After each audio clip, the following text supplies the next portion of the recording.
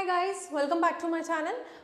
यार हमने पिछली वीडियो में रेप्लिकेशन को इंट्रोड्यूस किया था और मैंने आपको समझाया था कि रेप्लिकेशन फिनोमेनन होता कैसे है। ठीक है, हम इतनी बात समझ चुके थे कि जो डीएनए का स्ट्रैंड है वो अलग होता है, अलग होने के बाद वो अपना एक डुप्लीकेट स्ट्रैंड बनाता है और इसी तरीके से जो नया डीएनए स्ट्रैंड बन के आता है उसमें एक पेरेंटल डीएनए का स्ट्रैंड होता है और एक वो जो नया बनता है। दैट इज वाई तो हम इसे डीएनए कॉपिंग मैकेनिज्म कहते हैं, क्योंकि कॉपी तो हुआ है लेकिन हाँ स्लाइट वेरिएशंस के साथ हुआ है। ठीक है, अभी हम बात करेंगे उसके एक्सपेरिमेंटल प्रूफ की कि साइंटिस्ट ने कौन से एक्सपेरिमेंट्स किए इस बात को प्रूफ करने के लिए। So it is now proven, अब ये प्रूव हो चुका है कि DNA replicate semi conservatively. Semi conservatively का मतलब ही यही है कि आधा उसमें पेरेंट का ही डीएनए होता है, आधा खुद का होता है। So that is actually meant by semiconservatively. It was shown first in Escherichia coli, very very important. किस में स्टडी किया गया था? Escherichia coli. We know a very famous bacteria E coli, also known as Escherichia coli. ठीक है, and subsequently in higher organisms, और फिर धीरे धीरे हायर ऑर्गेनिजम्स जैसे फॉर एग्जाम्पल प्लांट्स में भी पड़ा। अब प्लांट्स में अगर आप देखो कौन कौन से हायर ऑर्गेनिजम्स में पड़ा, एक तो प्लांट्स में पड़ा और साथ ही साथ ह्यूमन के सेल में भी पड़ा गया। कौन से साइंटिस्ट थे? Matthew Meselson and Franklin Stahl. Please mark it down, note in your book, star mark कर लो कि मिसेल्सन और स्टाल ने रेप्लिकेशन के एक्सपेरिमेंटल प्रूफ दिए थे। Okay, stall perform the following experiment in 1958। Look at the year 1958, बहुत बाद में। ठीक है ना, क्योंकि यार ये जो स्टडी थी ये बिल्कुल मॉलिक्यूलर बेसिस पे होनी थी, तो इसके लिए इलेक्ट्रॉन माइक्रोस्कोपी और इन सब चीज़ों का बहुत इफेक्टिव रोल रहा जो कि बाद में इंट्रोड्यूस हुई। तो वंस ये सब माइक्रोस्कोपी इंट्रोड्यूस हो चुकी थी उसी के बाद ये साइंटिस्ट इसको मेडिकली प्रूव कर पाए। ठीक है, they grew E coli in a medium containing NH4Cl। तो उन्होंने लेबोरेटरी में एक मीडियम लिया। ठीक है, मीडियम में ऑलरेडी क्या डाला हुआ था? NH4Cl, that is ammonium chloride. और NH4 में N कौन सा था? 15। वी नो कि हर एलिमेंट्स के कुछ ना कुछ आइसोटोप्स होते हैं, तो यहाँ पे नाइट्रोजन 15 एटॉमिक मास वाला था।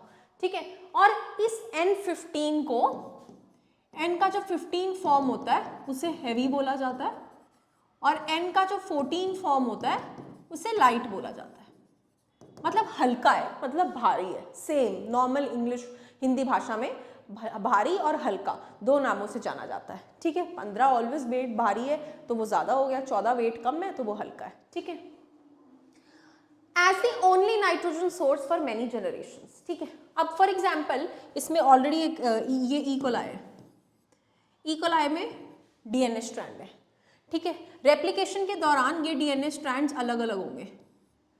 ठीक है, और इनके ऊपर रेप्लिका जनरेट होगा। तो इन रेप्लिका में भी क्या होंगे? Nitrogen bases. फॉर एग्जाम्पल अगर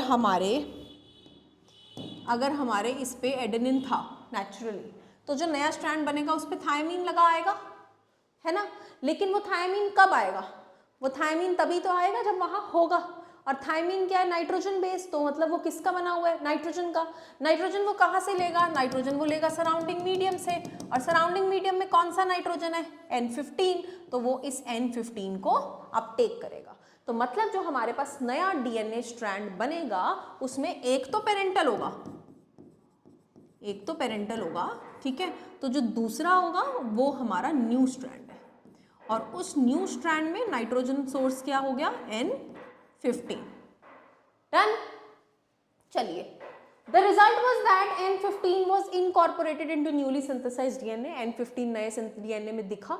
दिस हैवी डीएनए मॉलिक्यूल को हम नॉर्मल डीएनए मॉलिक्यूल से अलग कर pi by the process of centrifugation. ये लिखा हुआ है ना, could be distinguished from the normal by centrifugation। Centrifugation मतलब हमने गोल गोल घुमाया। किस मीडियम में गोल गोल घुमाया? अ मीडियम कंटेनिंग सीजियम क्लोराइड। ठीक है, हर चीज को करने की एक टेक्निक होती है और उस टेक्निक के लिए यूज करे गए स्पेशल चीजें होती हैं। तो वो स्पेशल चीज क्या था? सीजियम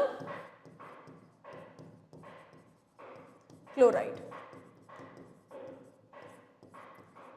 इस सीजियम क्लोराइड में सेंट्रीफ्यूज करा गया, तो वहां से हमें पता लगा कि N15 के साथ नॉर्मल डीएनए के साथ साथ एक N15 वाला भी आइसोटोप प्रेजेंट हुआ। तो वहां से हमें ये बात क्लियर हो गई कि रेप्लिकेशन हो रही है, तभी तो N15 वाले दिखे। Then they transferred the cells into a medium with normal. उसके बाद ये जो नया डीएनए बना था इसको ट्रांसफर करा गया एक और मीडियम में, जिस मीडियम में भी NH4Cl था।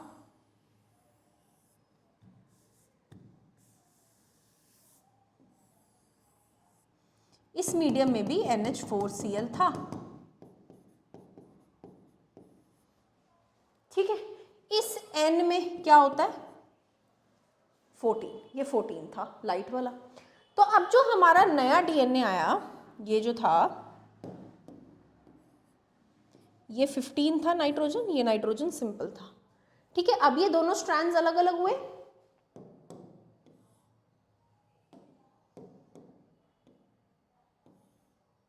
इसमें N15 था और इसमें N14, सिंपल मतलब 14 ही था। ठीक है, तो अब जब उसने यहां से N पिकअप किया तो जो दूसरा स्ट्रैंड बना वो N14 का बना, क्योंकि इसमें मीडियम में यही था, और यहाँ पे भी N14 का बना। तो जो दो नए स्ट्रैंड्स बने पेरेंटल स्ट्रैंड से, उसमें एक के अंदर तो क्या था N15 N14, और दूसरे के अंदर दोनों क्या थे N14। ठीक है जी। तो ऐसे ही करके हम अलग अलग टाइम इंटरवल्स पे अलग अलग बारी सैंपल्स लेते चले गए, और हमने रिजल्ट में ये देखा जो इस डायग्राम में गिवन है, separation of DNA by centrifugation. Her 20 minute में हमने घुमाया तो हमें ऐसे दिखा, देखो N15 लिखा है N14 लिखा है। ठीक है, फिर दोबारा अगर इस प्रोसेस को तुम दोबारा रिपीट करते हो, ठीक है, तो फिर अब इसमें हमने N14 डाला है, तो फिर देखो N14 N15 N14 N14, तो मैक्सिमम तुम्हें वही दिखेंगे। तो जो N15 N14 है वो हाइब्रिड खिलाएगा, जो N15 ही है दोनों वो हैवी खिलाएंगे, और जो दोनों N14 है वो लाइट कहलाएंगे। ठीक है, तो ये एक्सपेरिमेंट उन्होंने करके हमें प्रूव करा।